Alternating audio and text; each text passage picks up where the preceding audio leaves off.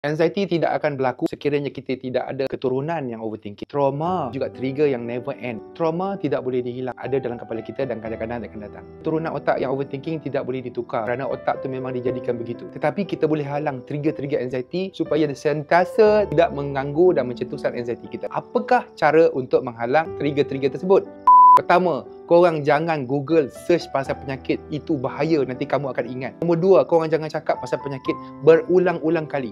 Tiga, korang jangan cerita pasal penyakit pada orang, pada siapa-siapa, kawan-kawan, adik-beradik, isteri berulang-ulang kali. Nanti teringat. Nombor tiga, korang jangan mengeluh. Kurangkan mengeluh. Empat, korang jangan share. Tak nak share pasal penyakit. Jangan kongsi. Jangan cerita pasal penyakit kepada siapa-siapa pun. Terusnya, korang jangan soal pasal penyakit. Tak boleh soal, tak boleh tanya pasal penyakit. Memang bahaya. Terusnya, jangan tengok cerita, konten-konten yang berkenaan dengan penyakit, kanser dan sebagainya. Korang nanti akan teringat. Terusnya, korang jangan baca. Jangan baca pasal penyakit kat mana-mana saja. Kalau ada jumpa, kena skip. Seterusnya, korang jangan sentuh badan. Jangan sentuh perut. Jangan sentuh dada. Jangan pegang tekak. Jangan pegang telinga. Jangan pegang hidung. Jangan pegang kepala. Jangan pegang nadi. Jangan cek darah tinggi. Jangan cek oksigen, SpO2. Korang cek, nanti korang teringat. Jangan. Seterusnya, korang jangan cari ubat dengan suplemen melampau-lampau. The more you search, the more you to find the supplement, the more you try hard untuk nak sembuh, lagi you teringat. You all jangan tanya bila nak baik, bila nak sembuh. Tak boleh, jangan tanya. Lagi you tanya, lagi you teringat. You jangan terlampau pantang. Pantang melampau-lampau, tak nak, tak mau. You pantang, nanti you akan kurus, you akan sakit. Pantang jangan terlampau-lampau. Terusnya, jangan cari sembuh. Anxiety tidak akan sembuh selama-lamanya. Anxiety akan bertukar bentuk. Dia boleh baik, tapi dia tak boleh sembuh 100%. Dia akan berubah-ubah dan juga menjadi bentuk yang lain pada satu masa bila trigger datang. Terusnya, you jangan degil. Orang anxiety tak boleh degil. You ketegang, nanti lagi tak boleh baik. Terusnya, orang anxiety jangan overthinking. You overthinking, you biarkan anxiety tu kacau, you biarkan syaitan tu kacau, nanti lagi you akan sakit dan sakit-sakit. Terusnya, orang anxiety jangan sebut takut, risau, bimbang, tapi, ya ke, kenapa, kalau, tak boleh, jangan sebut. Terusnya, orang anxiety jangan negatif. Tak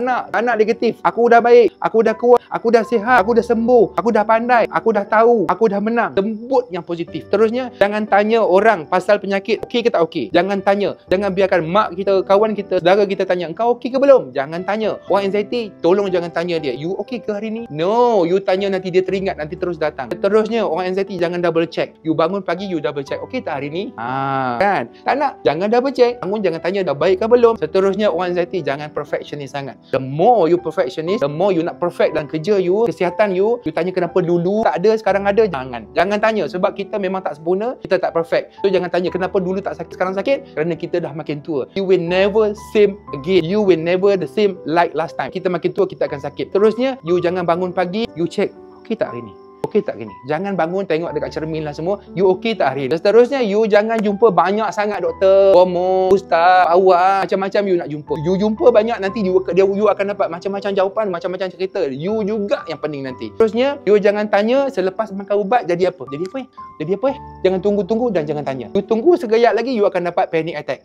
Walaupun you makan benda yang simple. Seterusnya, orang anxiety jangan khayal, jangan mengelamun, syaitan masuk, nanti you akan sakit. Seterusnya, orang anxiety jangan duduk diam. Duduk diam, you sunyi, nanti syaitan masuk, anxiety masuk, you akan sakit. Orang anxiety kena sibukkan diri. Terusnya, orang anxiety tak boleh masuk grup anxiety dengan GGA. You keluar. You tolong keluar. Kalau you duduk dalam grup tu, nanti you akan jadi stres. Sakit orang masuk kat kepala you baca, nanti you akan dapat sakit besok. Terusnya, jangan baca komen-komen. Dalam live TikTok dengan Dr. Manti DDI ataupun dengan siapa, jangan baca komen orang. You baca komen orang, nanti esok you akan sakit sama macam soalan-soalan dia. No. Terusnya, you jangan search pasal kanser. You cari pasal kanser, nanti you akan rasa macam you kena kanser. Terusnya, jangan banyak medical check up sangat.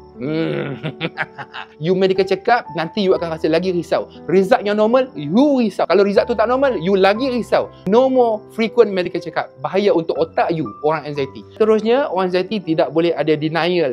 You deny, you reject, you tak percaya, you tak terima kenyataan. Orang anxiety cannot cure. No to denial. You accept.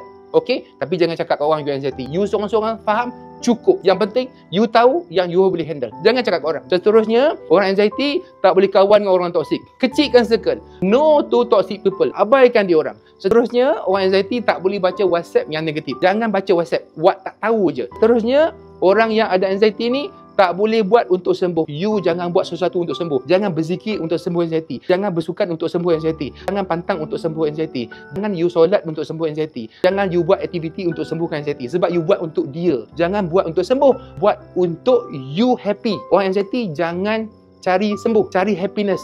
You happy, you enjoy, you akan lupa anxiety tu. Dan seterusnya anxiety, jangan lupa follow Dr. Man. Jangan lupa follow, like, share. Kalau hampa nak dapat lagi maklumat macam mana hampa nak baik tanpa ubat, macam mana aku yang mengidap anxiety sampai 33 tahun sampai hari ini pun, kita mesti positif. Follow. Nanti aku ajak hampa lagi sampai hampa pandai. InsyaAllah kita sama-sama sembuh, okey?